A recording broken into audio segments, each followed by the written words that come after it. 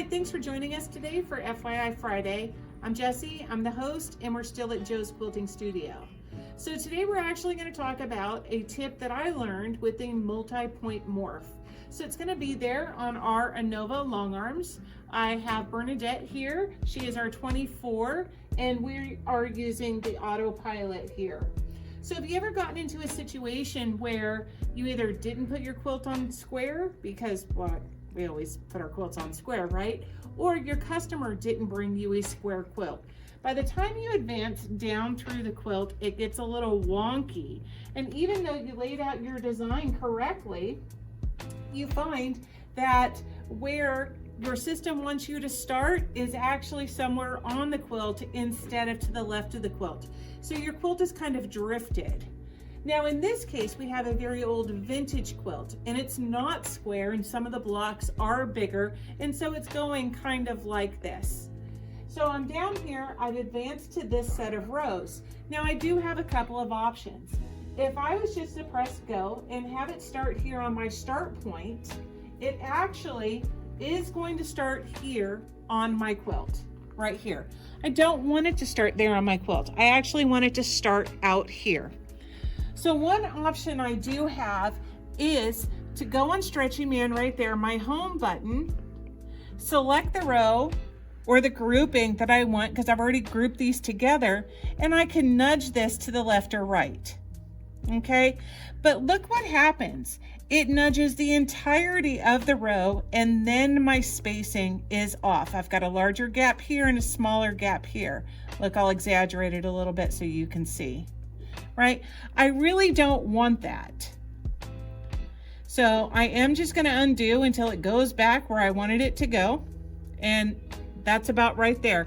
So let's move the machine over. I need this row. You see how now my needle is over here on the batting, right?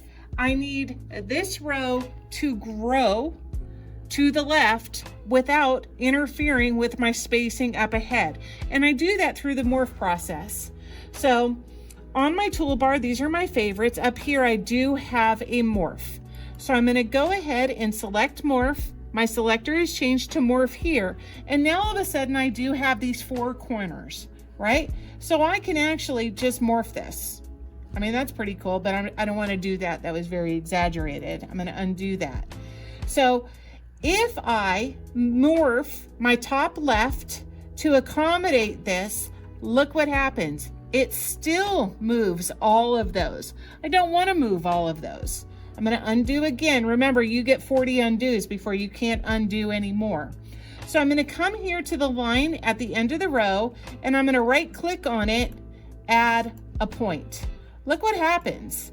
I can just move that out and it doesn't move any of that top row. So now I'm just going to come down and I am just going to add morph points all the way down. So I'm going to come up here. I'm just going to move this a little bit out and out, out again, out, out.